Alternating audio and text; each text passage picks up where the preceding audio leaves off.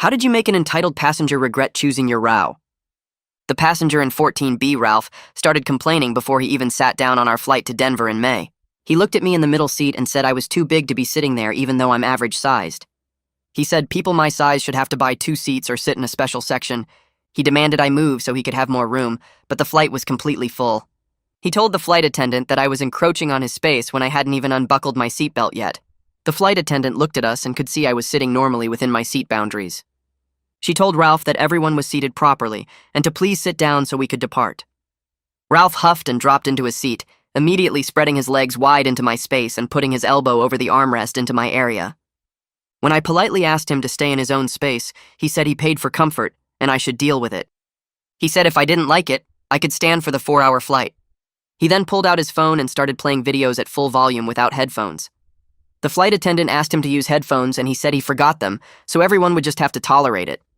She said he couldn't play audio without headphones and he'd need to watch with subtitles or read something. Ralph turned to me and said this was my fault for making him stressed with my presence. He said if I hadn't been so large, he wouldn't need entertainment to distract himself from the discomfort. I'm 5'6" and weigh 140 pounds, but Ralph kept insisting I was taking up too much space.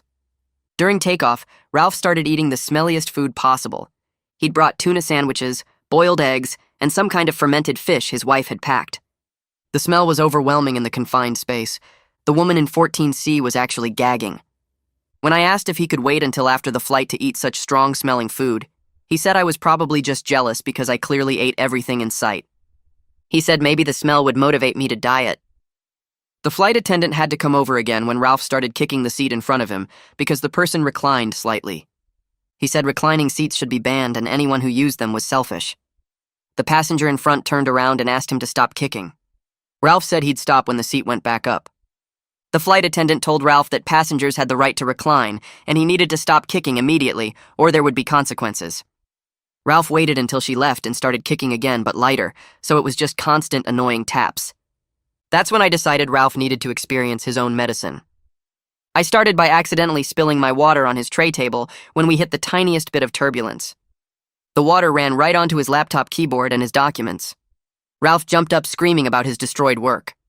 I apologized profusely and said the turbulence caught me off guard. I offered him napkins but made sure to knock over his coffee in the process of reaching for them. Now his pants were soaked with hot coffee and his laptop was definitely damaged. Ralph called for the flight attendant demanding I be arrested for destruction of property. She asked what happened and I explained about the turbulence. Several passengers confirmed we'd hit a bump and that accidents happen. Ralph had to sit in wet pants for the remaining 3 hours. Next, I started doing everything Ralph had done but worse. I spread my legs wide, taking up all the space under his seat where he'd put his bag. When he complained, I said I paid for comfort too. I pulled out my phone and started watching cooking shows at medium volume, just low enough that the flight attendant wouldn't say anything but loud enough to be annoying. When Ralph complained, I said I forgot my headphones just like he did. Then I opened my lunch which my friend had packed specially for this trip. She worked at a specialty cheese shop and had given me the strongest, smelliest cheeses available. I'm talking about cheese that smelled like feet mixed with garbage. I also had kimchi, dried squid, and century eggs. The combination of smells was so intense that people 3 rows away were complaining. Ralph was turning green and had to use his air sickness bag. When he begged me to put the food away, I said he was probably just jealous of my gourmet meal. I ate everything slowly, making sure to chew with my mouth slightly open so he could hear every bite.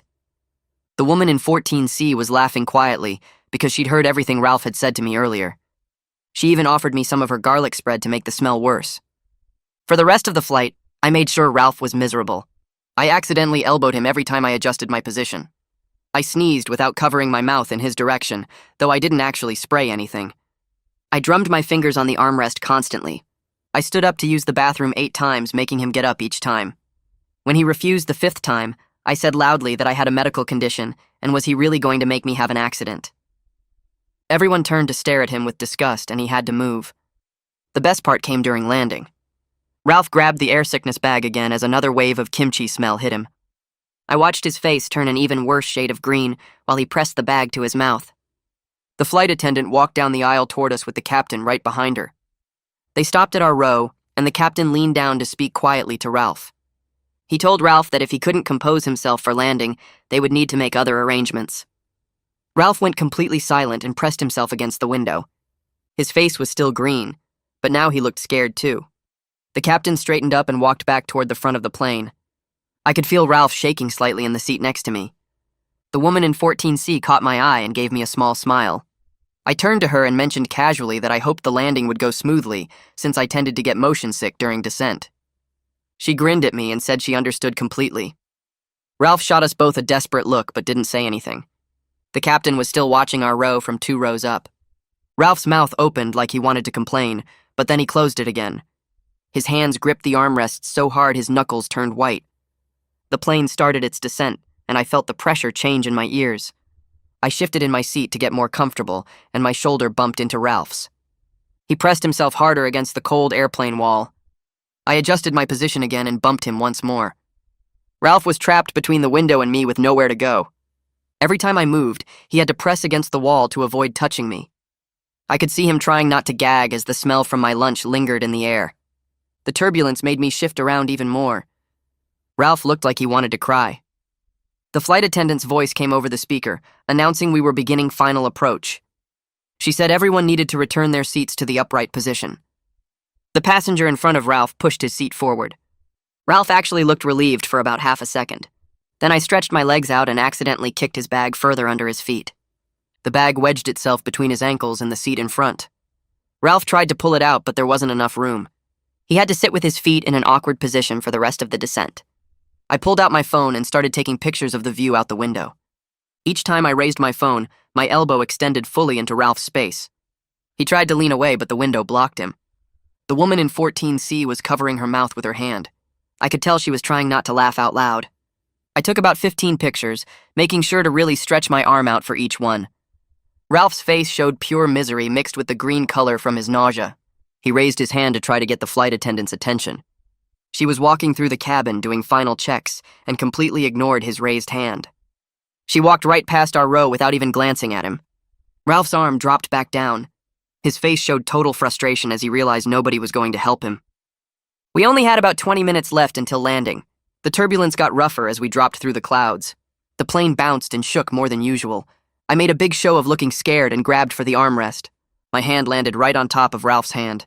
He jerked his hand away so fast that he banged his elbow hard on the window frame. I heard him gasp in pain. He rubbed his elbow while glaring at me. I said loudly that I was so sorry about the armrest incident. I explained that the turbulence had scared me, and I just grabbed whatever was closest. Several passengers sitting nearby nodded their heads in understanding. One man said the turbulence was pretty bad. Ralph glared at me with pure hatred in his eyes. He couldn't complain now without looking petty after everything he had done during the flight. Everyone around us had seen his behavior. If he complained about me grabbing the armrest during turbulence, he would just look worse. The plane dropped altitude again and my ears popped. I yawned really wide with my mouth open as far as it would go. Ralph got a full view, and probably a reminder of all the smelly food I had just eaten. His face went from green to almost gray. He grabbed the air sickness bag again and had to use it.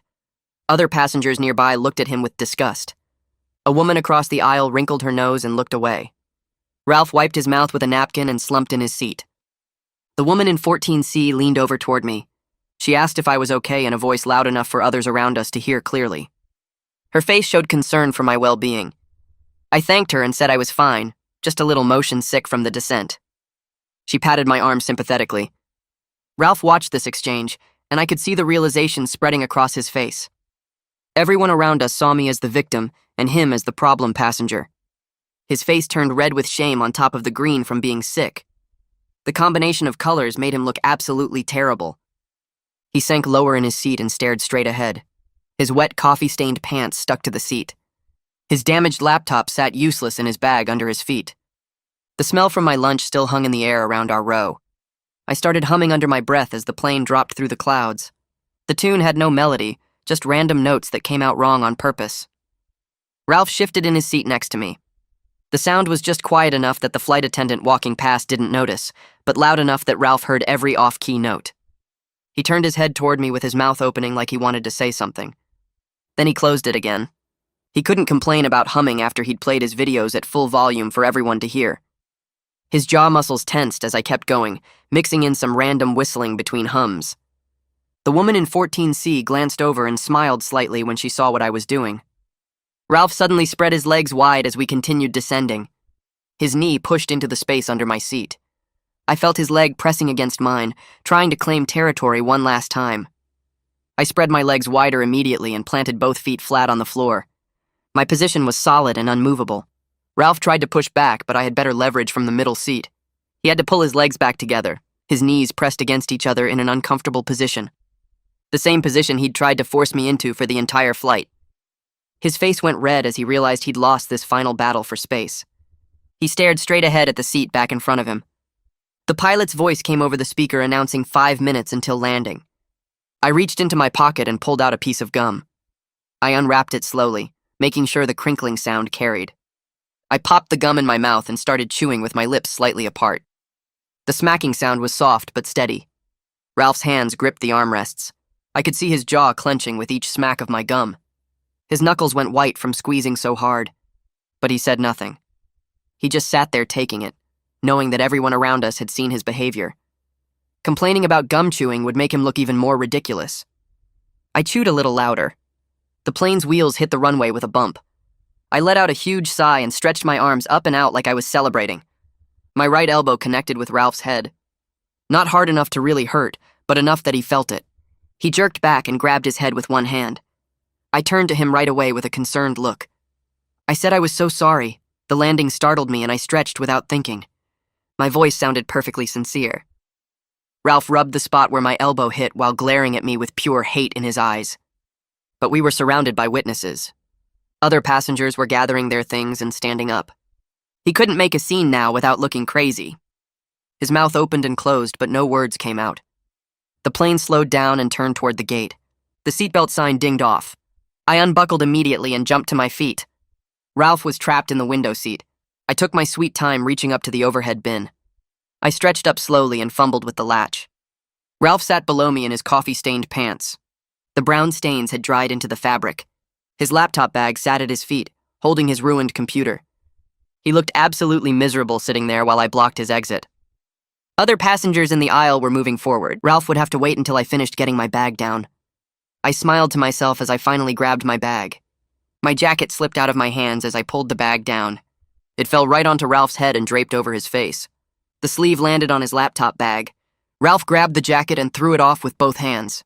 His face was bright red now. Several passengers nearby turned to look at the commotion. A man behind us made a comment about people who can't control their stuff. His voice was loud enough for everyone in our section to hear. Ralph's face got even redder. He sank lower in his seat like he wanted to disappear. I picked up my jacket slowly and said sorry again. My tone suggested this was just another accident in a series of unfortunate events. The woman in 14C stood up and turned toward me. She spoke loudly enough that people 3 rows up could hear her clearly. She thanked me for being such a pleasant seatmate during such a difficult flight. Her emphasis on the word pleasant was obvious. She smiled at me warmly while completely ignoring Ralph. Several passengers nearby nodded their heads.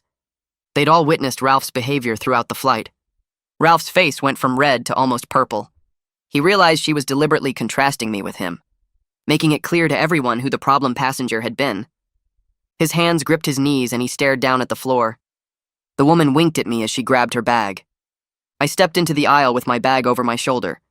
I turned back to Ralph one more time. I told him I really hoped his laptop would be okay, and that his day got better from here.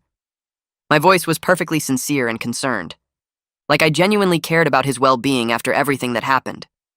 But we both knew exactly what I was doing, rubbing salt in every wound, reminding him of his ruined laptop and terrible flight.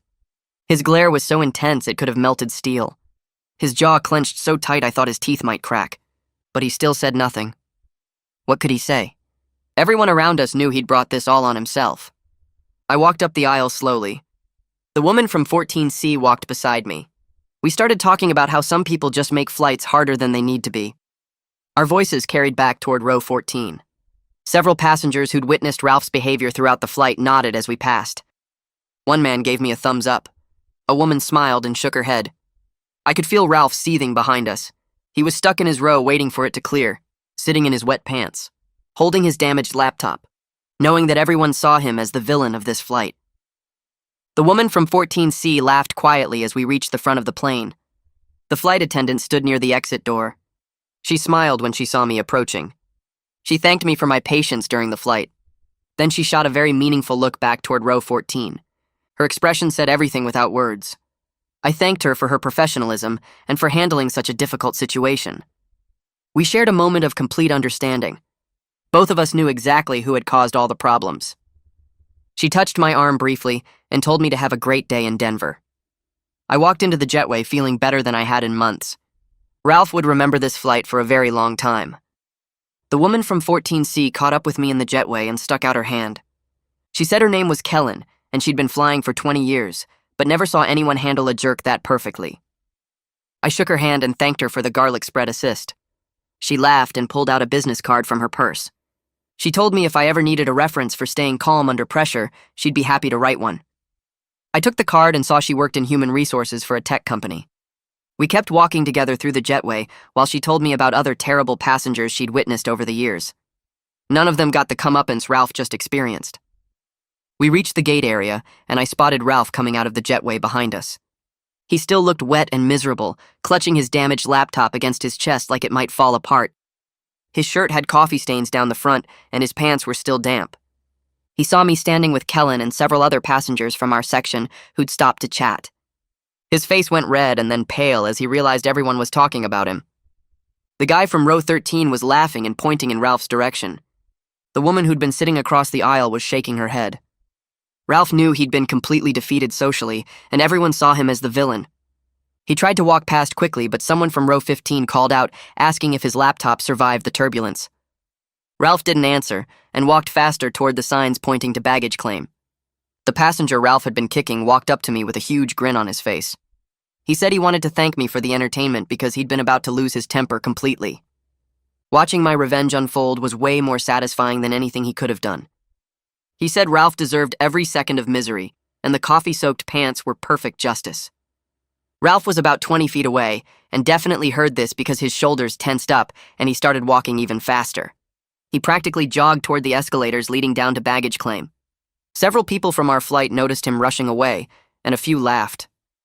Kellen said something about karma working in mysterious ways, and the guy who'd been kicked agreed enthusiastically. I felt genuinely good about standing up for myself without losing my cool or getting in actual trouble. The whole situation played out better than I could have planned. Ralph faced natural consequences for his behavior, and everyone witnessed it. I didn't have to yell or make a scene or get the flight attendants involved beyond the initial interactions. His own actions came back to hit him, and I just helped them along a little bit. I headed toward baggage claim with Kellen still walking beside me. We talked about her job and my work and how we both traveled fairly often. The escalator took us down to the lower level where the baggage carousels were spinning. I spotted Ralph immediately because he was on his phone and gesturing wildly. His face was red again and he kept pointing at his laptop. He was probably talking to his wife about the ruined computer and his destroyed clothes. Other passengers from our flight gave him plenty of space as they walked past. Nobody wanted anything to do with him after watching his behavior for 4 hours. A few people glanced at him and then looked away quickly. One woman actually changed direction to avoid walking near him. Ralph didn't notice because he was too busy arguing on the phone. His voice got louder and I heard him say something about suing someone. I wondered if he meant me or the airline or just the universe in general for his terrible day. Our baggage carousel started moving, and bags began sliding down the chute. Mine came out in the first group because I'd checked in early. I grabbed it and noticed Ralph was still on the phone getting more upset by the second. His bag hadn't appeared yet, and the carousel kept spinning with other people's luggage. I allowed myself a small smile thinking about how his bad day kept getting worse through no extra effort from me. The universe was handling the rest of the punishment. His laptop was ruined, his clothes were stained and wet, his bag was delayed, and everyone from the flight thought he was a jerk.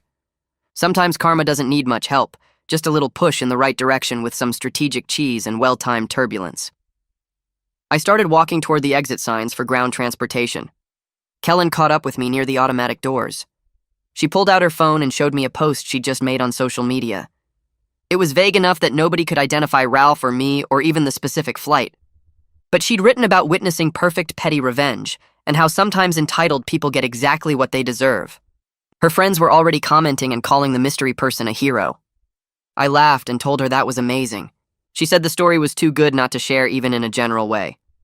We exchanged actual phone numbers and email addresses instead of just business cards. She said if we were ever in the same city, we should definitely get coffee.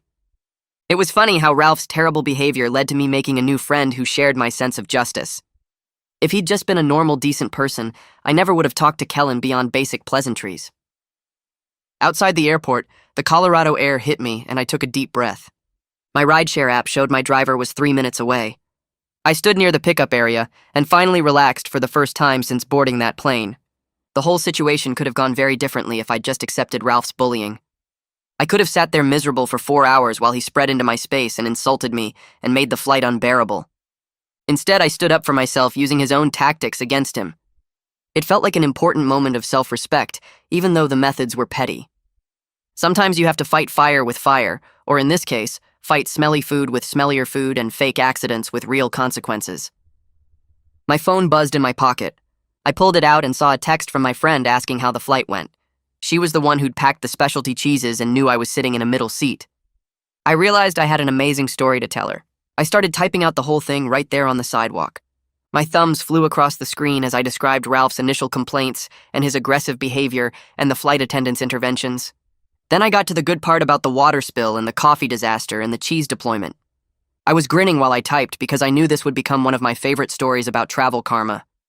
The kind of story you tell at parties and people always want to hear again. My friend would absolutely love it since her cheese expertise contributed directly to Ralph's misery.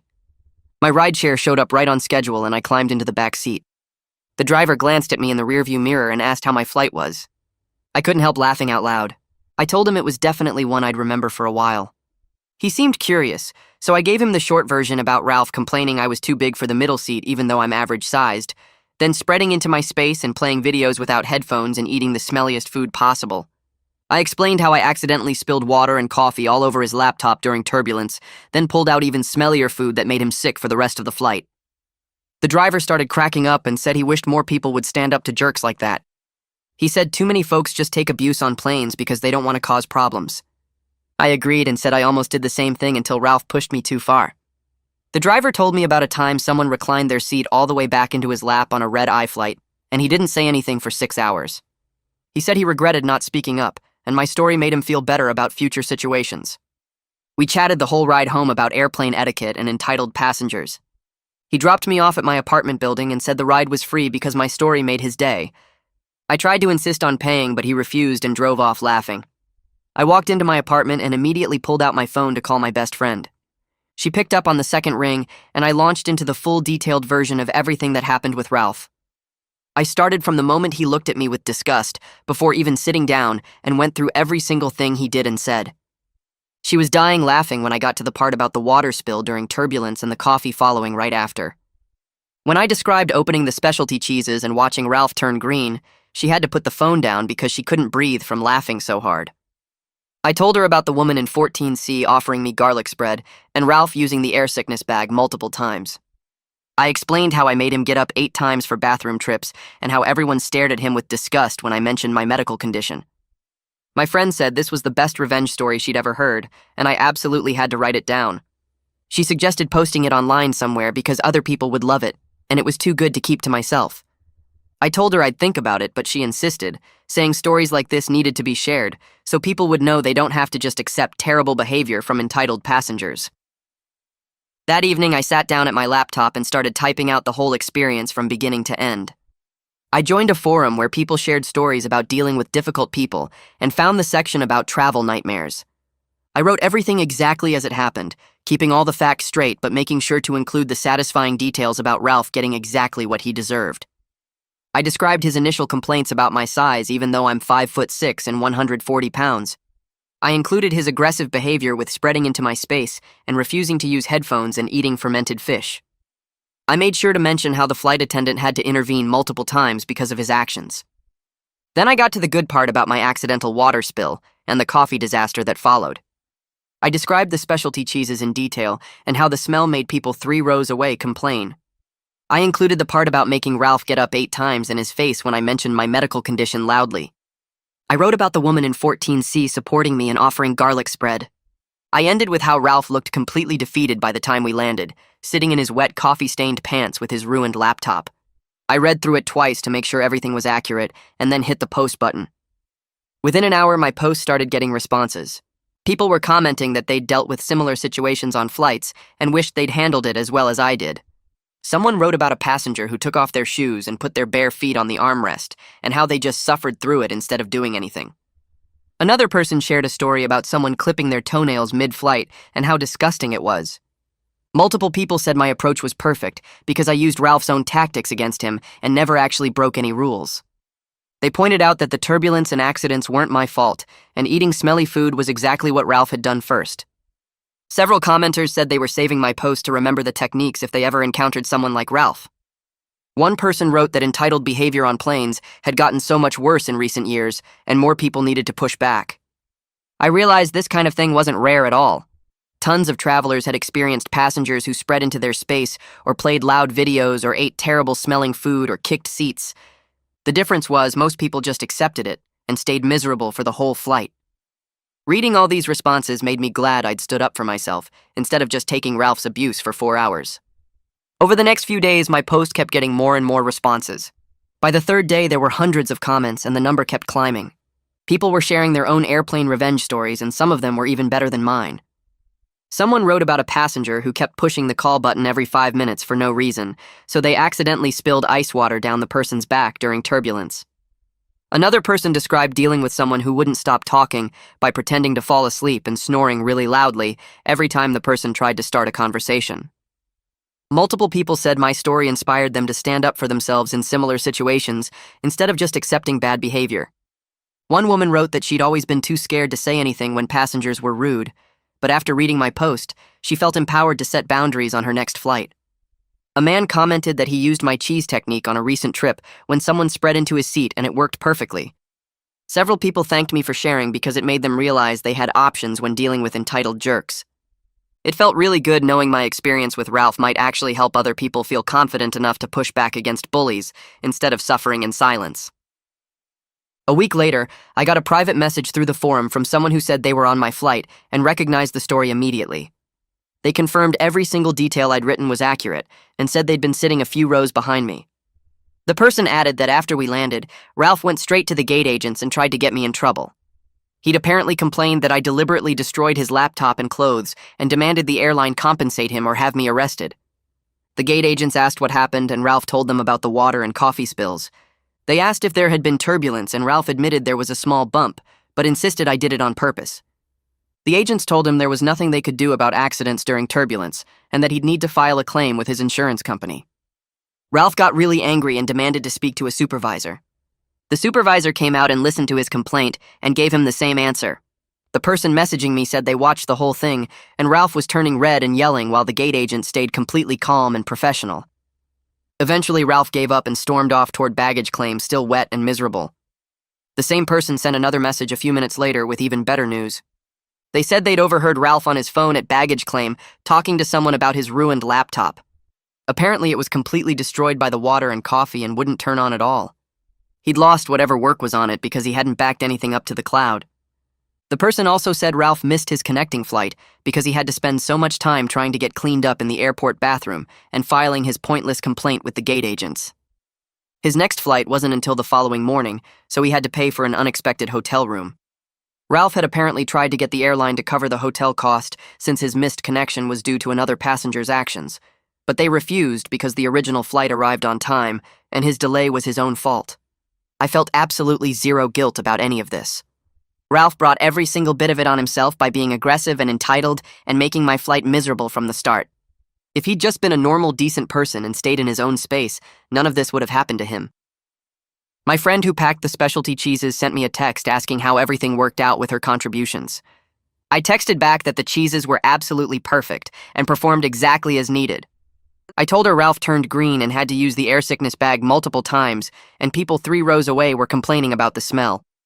She responded that she was glad her cheese expertise contributed to justice being served. She said the ones she gave me were some of the strongest in the shop, and she'd specifically chosen them for maximum impact. She offered to prepare another care package anytime I needed to deal with difficult people, whether on planes or anywhere else. I thanked her and said I'd definitely keep that in mind for future situations. She sent back a laughing emoji and said she considered it her civic duty to help people stand up to bullies using the power of fermented dairy products. I went online and booked another flight for next month to visit family. I was looking at the seat selection screen and realized I wasn't anxious about it at all, even though the only available seat was in the middle again. Before the Ralph experience, I would have been worried about who I'd end up sitting next to and whether they'd be rude or spread into my space. Now I felt completely confident that I could handle whatever situation came up. The Ralph experience taught me that I don't have to just accept bad behavior from other passengers. I have tools and techniques to push back if someone tries to make my flight miserable. I'm not looking for conflict, and I hope my next flight is completely boring with polite, considerate seatmates. But if I do encounter another entitled jerk like Ralph, I know exactly what to do, and I won't hesitate to stand up for myself. At work the next day, I was eating lunch in the break room with a few coworkers. Someone asked about my trip, and I started telling the Ralph story. Within 2 minutes, everyone at the table had stopped eating and was listening with complete attention. When I got to the part about the coffee spill following the water spill, people started laughing. By the time I described opening the specialty cheeses, everyone was cracking up. I went through the whole thing, including making Ralph get up 8 times and the woman in 14C offering garlic spread. My coworkers were amazed, and several of them said they would have just suffered in silence for the whole flight. One person said she never would have thought to mirror the bad behavior back at someone. Another coworker admitted he'd dealt with a similar situation last year and just sat there miserable because he didn't want to cause problems. My boss was walking by and overheard the end of the story. He stopped and asked me to start over from the beginning. I went through it again, and he listened to the whole thing. When I finished, he said that standing up for yourself professionally is an important skill even in personal situations. He said too many people think being professional means accepting bad treatment, but really it means setting boundaries while staying calm and strategic. He told the whole table that my approach was perfect because I never lost my temper or broke any rules. I just used Ralph's own tactics against him in a way he couldn't complain about. Everyone nodded and agreed, and for the rest of lunch, people kept bringing up different parts of the story and laughing about Ralph's miserable flight. That evening, my phone lit up with a text from Kellen. She said she'd told the Ralph story at a dinner party with her work friends, and everyone agreed I'd handled the situation perfectly. Her message made me smile because she wrote that we should definitely meet up for coffee soon, since she enjoyed my company and sense of humor. I texted back that I'd love to grab coffee whenever she was in town again, and we made loose plans to coordinate schedules in the future. It felt good knowing that the whole airplane situation had led to making a genuine new friend who shared my views on standing up to entitled behavior. A month went by and I found myself on another flight, this time headed to Portland for a work conference. I'd booked a middle seat again because it was the only option available, but I wasn't worried about it at all. When I got to my row, the guy in the window seat smiled and said hello, then went back to his book. The woman in the aisle seat helped me put my bag in the overhead bin and asked if I wanted her to move so I could get settled. Both of them stayed completely in their own space during the entire flight. Nobody played videos without headphones, nobody ate smelly food, nobody kicked seats or spread their legs into my area. The flight was totally boring and uneventful, and I realized how much I appreciated normal, considerate people after dealing with Ralph. Sometimes the best flights are the ones where absolutely nothing interesting happens and everyone just respects each other's space. Over the next few weeks, I started noticing entitled behavior in other situations more clearly. At the grocery store, someone cut in front of me in line, and I calmly said I was already waiting there. The person apologized and moved to the back. At a restaurant, someone at the next table was playing music on their phone, and I politely asked them to use headphones. They did without arguing. The Ralph experience had given me confidence to set boundaries without being aggressive or losing my temper. I wasn't looking for conflicts, but I also wasn't going to let people walk all over me anymore. I could stand my ground firmly but calmly, and most people responded well when I addressed issues directly, instead of just accepting bad behavior in silence. 3 months after the flight, I went to a party at my friend's house. Someone asked me about travel horror stories, and I launched into the Ralph saga. About halfway through, a guy I didn't know interrupted and said he'd heard a similar story online recently. He pulled out his phone and started scrolling through some forum posts, then looked up at me with wide eyes and asked if the story was about me. I confirmed it was my actual experience, and suddenly I had 8 people gathered around wanting to hear the full version with all the details. I went through the entire thing again, starting with Ralph's complaints before he even sat down, and ending with him leaving the plane soaking wet and miserable. Everyone was cracking up at the specialty cheese deployment and the perfectly timed coffee spill. Several people said they wished they'd been there to see Ralph's face when the smell hit him. The Ralph story became my go-to tale at social gatherings over the next few months. I'd refined it to hit all the best moments and knew exactly when to pause for maximum effect. People always laughed hardest at the part where the woman in 14C offered me her garlic spread to make the smell even worse. They loved hearing about Ralph turning green and using the air sickness bag. Several friends asked me to teach them my techniques for handling difficult people, wanting to know how I stayed calm while executing such perfect petty revenge. I explained that the key was never losing your temper and always having plausible deniability for everything. The turbulence really did cause the water spill, and I really did forget my headphones just like Ralph did. Everything I did to him was just mirroring his own behavior back at him. Kellen messaged me in early fall saying she was coming to my city for a work conference. We finally met up for coffee at a place near her hotel. As soon as we sat down, we started laughing about the flight all over again. She said she still thought about it whenever she flew and hoped to witness something that entertaining again, though she admitted she was glad most flights were boring. We talked for almost 2 hours, sharing other travel stories and finding out we had a lot in common beyond our shared Ralph experience. She told me she'd made the story slightly anonymous when posting about it online, but her friends still figured out it was her based on the details. We exchanged promises to stay in touch and agreed that sometimes the worst experiences lead to the best stories and unexpected friendships. 6 months after the Ralph incident, I was completely over any stress from the situation. It had transformed into just a great story that I enjoyed telling. I'd learned that standing up for yourself doesn't have to mean losing your temper or getting aggressive. Sometimes strategic pettiness is the perfect response when someone refuses to respect basic boundaries. Ralph had created a hostile environment from the moment he sat down, and instead of just suffering through it, I'd made him experience his own medicine. The whole thing taught me that you don't have to accept mistreatment just to avoid conflict. There are ways to push back that stay within the rules while still making your point crystal clear. A few weeks later, I got upgraded to first class on a flight to Chicago. When I checked in at the gate, I joked with the agent that I promised not to bring any smelly cheese on board. She looked confused for a second, then laughed when I gave her a very brief explanation about my previous flight adventure. She said the flight would definitely be more peaceful than my last experience, and that first-class passengers were usually pretty well behaved. I settled into my spacious seat with plenty of legroom and nobody encroaching on my space, thinking about how different this was from being crammed in the middle seat next to Ralph. The flight was smooth and quiet, and I actually got some work done without any drama or conflict. In October, I was scrolling through news articles during lunch when I came across a piece about airplane etiquette and passenger rights. The writer was discussing creative conflict resolution and included several examples of passengers handling difficult situations. One of the stories sounded really familiar, and then I realized it was my Ralph experience.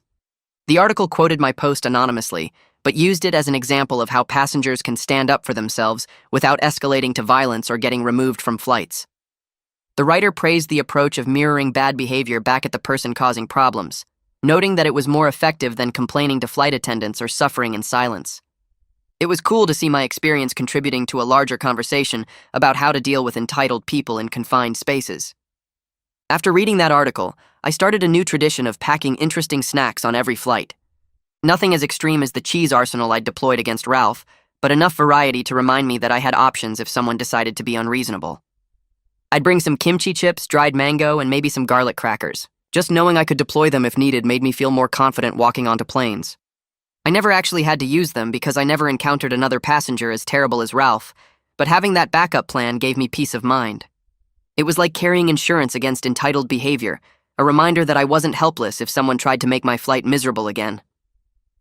A few weeks after the flight, my friend Sarah called me during her lunch break, sounding completely stressed out.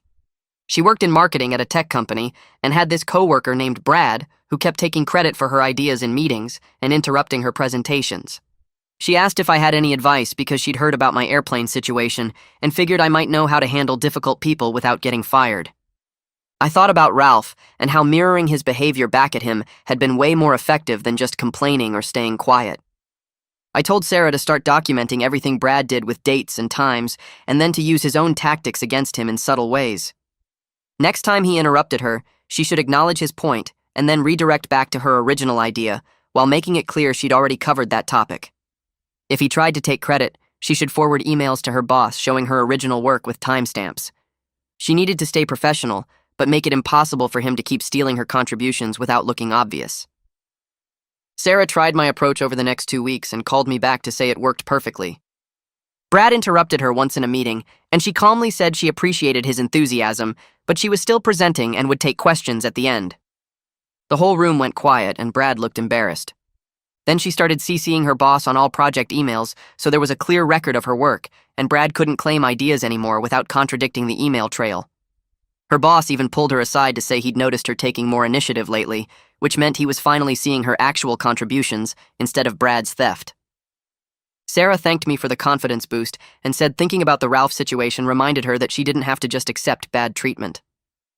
I was scrolling through news articles one morning in July when I saw a headline about airlines implementing stricter policies for unruly passengers. The article talked about increased fines, potential flight bans, and better support for crew members dealing with difficult people. I immediately thought about Ralph and wondered if he'd learned anything from our flight, or if he was still out there making everyone miserable at 30,000 feet. Knowing his personality and how he blamed me for everything even when he was clearly the problem, I figured he probably told the story completely differently to anyone who would listen. In his version, he was probably the victim of an oversized passenger who deliberately destroyed his laptop and made the flight unbearable with disgusting food. He'd leave out the parts about spreading into my space, playing videos without headphones, eating smelly food first, and kicking the seat in front of him. People like Ralph never think they're the problem. They always find someone else to blame for the consequences of their own behavior. I hoped the new airline policies would at least make it harder for him to get away with treating people badly, but I wasn't holding my breath. Some people go through their whole lives being entitled jerks and never figure out that they're the common factor in all their conflicts. My family had a big gathering at my aunt's house in August for my cousin's birthday, and somehow the airplane story came up during dinner. My cousin Kendall said she'd heard about it from my mom, but wanted me to tell the real version because the secondhand account didn't have all the details. I launched into the full story starting with Ralph's comments about my size before we even took off, his constant invasions of my space, the smelly food he ate, while insulting me, and then my strategic revenge with the water spill, coffee incident, and the cheese arsenal that made him sick. Everyone at the table was laughing by the time I got to the part about making him get up 8 times for bathroom trips, and my uncle actually had tears running down his face when I described Ralph turning green from the specialty cheese smell. My uncle said he wished he'd been there to see Ralph's face when I pulled out the kimchi and dried squid, and my aunt said I should have taken pictures for evidence. My teenage nephew asked if I got in any trouble, and seemed impressed when I explained how I'd stayed within the rules by using accidents and medical excuses. Kendall said the story was even better than she'd imagined, and asked if I'd ever seen Ralph again. I told her no, and I hoped I never would, but if I did run into him on another flight, I'd be fully prepared with an even worse selection of smelly foods. The whole table agreed that Ralph got exactly what he deserved, and that more people should stand up to entitled jerks instead of just tolerating their behavior. Over the next few months, I noticed the Ralph story had become one of those defining experiences that people associated with me. Whenever someone at work or in my friend group talked about dealing with difficult people, someone would inevitably say I should tell them about the airplane incident. It was kind of funny how a 4-hour flight had turned into such a memorable experience that I'd probably be telling this story for years. The situation taught me that you don't have to be aggressive or lose your temper to stand up for yourself. Sometimes the best response is strategic pettiness that mirrors the bad behavior back at the person causing problems. I'd gone from being someone who usually avoided conflict to someone who knew how to handle entitled people without escalating to the point where I'd get in trouble. The story had also given me a reputation as someone who didn't take crap from anyone, which honestly felt pretty good. Friends started asking me for advice when they dealt with difficult coworkers, rude customers, or pushy family members, and I could give them concrete examples of how to set boundaries while staying calm. The Ralph experience had become part of my personal mythology in a way I never expected. I started planning a trip for next year to visit my brother in Seattle, and this time I specifically chose a window seat when booking my ticket.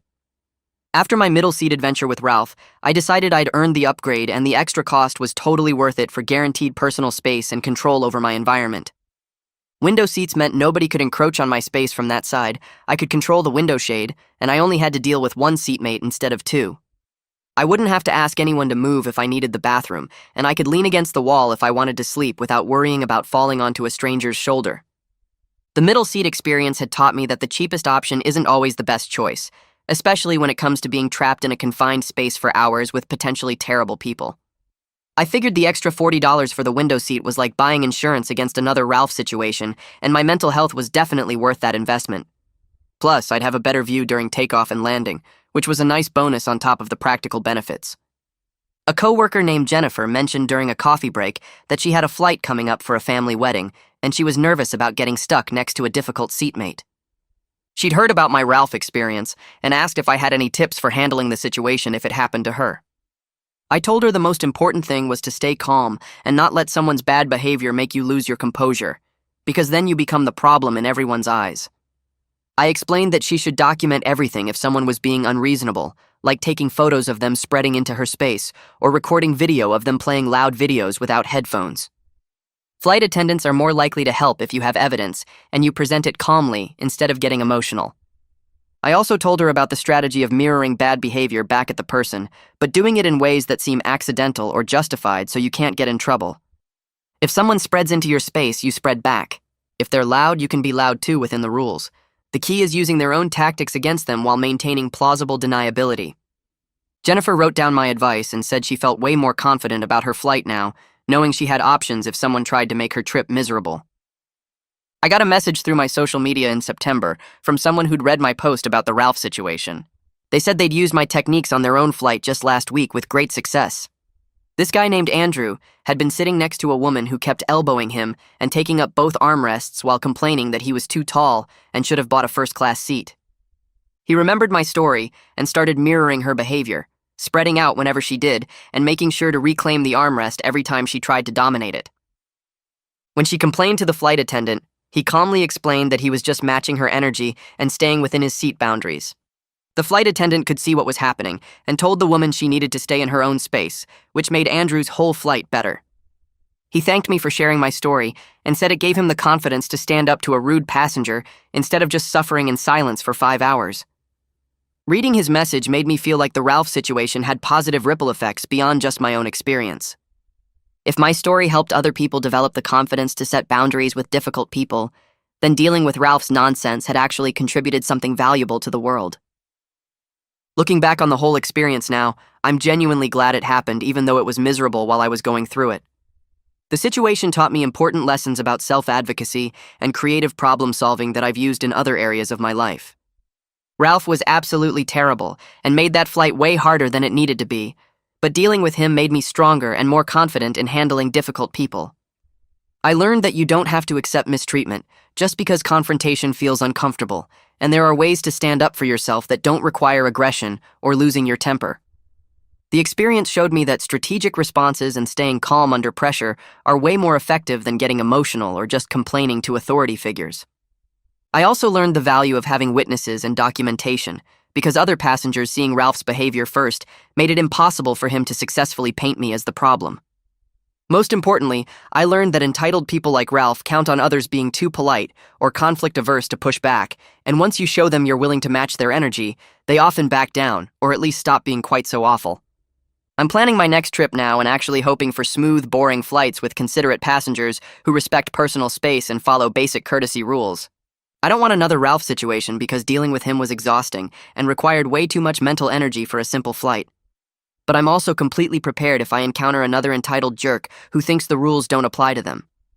The difference between now and before the Ralph incident is that I know exactly what to do, and I won't hesitate to stand up for myself. I've got my strategies ready, I understand how to document bad behavior, and I'm confident in my ability to mirror tactics back at problem passengers while staying within the rules. I've also learned to pack interesting snacks on every flight, not necessarily the extreme cheese arsenal I deployed against Ralph, but enough variety to have options if someone decides to test me. That preparedness gives me peace of mind when I travel, knowing I'm not helpless if someone tries to make my flight miserable. I can enjoy my trips without anxiety about potential conflicts because I've proven to myself that I can handle whatever comes up. The Ralph story has become my favorite example of how sometimes the universe delivers perfect karma, especially when you help it along with strategic pettiness and well-timed accidents. Life's too short to let entitled people make you miserable, and I'm glad I learned that lesson at 30,000 feet with an arsenal of smelly cheese and the perfect amount of turbulence. The whole experience reminded me that you don't have to be a doormat just because society tells us to be polite and avoid conflict. Sometimes the most satisfying response to bad behavior is giving people exactly what they're dishing out, just amplified enough that they finally understand how unpleasant they're being. Ralph never apologized or acknowledged his behavior was wrong, but he definitely understood by the end of that flight that targeting me was a huge mistake. Every time I tell this story at parties or give advice to friends dealing with difficult people, I remember that moment when Ralph's face turned green from my cheese selection and he realized he'd picked the wrong person to mess with. That memory makes me smile every single time.